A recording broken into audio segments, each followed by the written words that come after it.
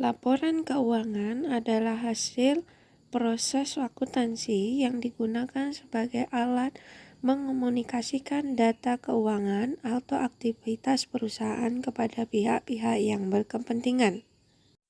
Laporan keuangan berfungsi sebagai alat informasi untuk menghubungkan perusahaan dengan pihak berkepentingan yang menunjukkan kondisi kesehatan keuangan dan kinerja perusahaan.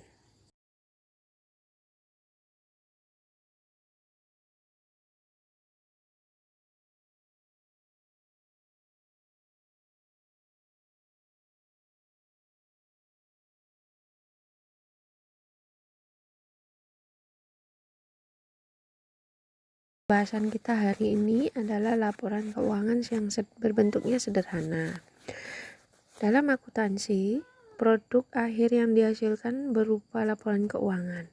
Apa yang dimaksud dengan laporan keuangan?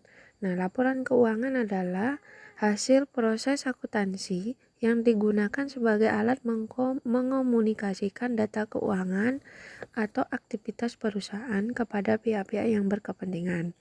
Laporan keuangan ini berfungsi sebagai alat informasi untuk menghubungkan perusahaan dengan pihak yang berkepentingan yang menunjukkan kondisi kesehatan keuangan dan kinerja perusahaan. Nah, pada materi hari ini akan mempelajari laporan keuangan yang masih sederhana.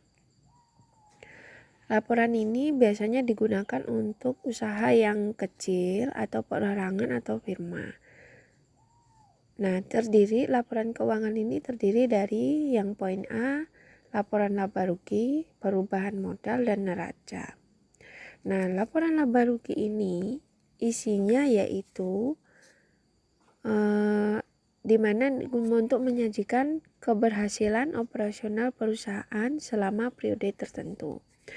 Isinya yaitu apa saja? Yaitu ada pendapatan dan beban usaha. Semua yang ada pendapatan dan bebannya dimasukkan dan kemudian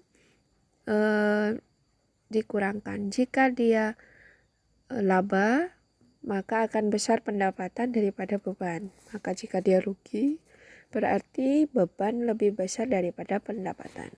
Kemudian ada laporan perubahan modal, di mana laporan perubahan modal ini yaitu menyajikan perubahan modal yang digunakan untuk membiayai kegiatan perusahaan. Contohnya ada modal awal, yaitu biasanya modal yang dikeluarkan pada pertama sekali pada membuka usaha. Kemudian laba tadi, kalau laba berarti nanti dia akan mengurangi prepay. Jika dia rugi berarti dia akan menambah prepay.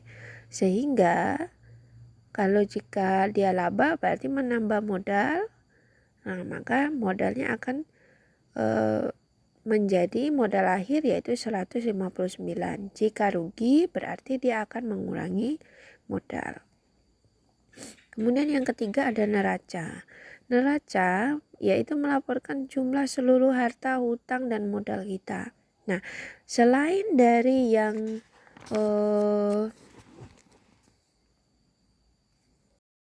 ini juga untuk yang neraca ya Nanda, di mana ada harta di sebelah kiri dan hutang dan modal di sebelah kanan. Ini Ananda bisa Nanda buat berdasarkan hasil catatan kemarin, yaitu di mana harta lancar harus dipisahkan dengan harta tetap. Berarti harta lancar apa aja?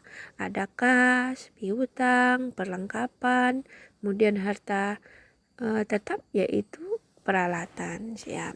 Kemudian ada hutang dan modal. Nah, jika ada dua hutangnya yaitu hutang usaha dan hutang jangka panjang yaitu bentuk tabang, silakan ditulis. Kemudian ada modal. Nah, modal di sini adalah modal akhir ya Nanda yang berada di laporan keuangan berbentuk laporan perubahan modal. Jangan yang diambil adalah modal awal. Jangan.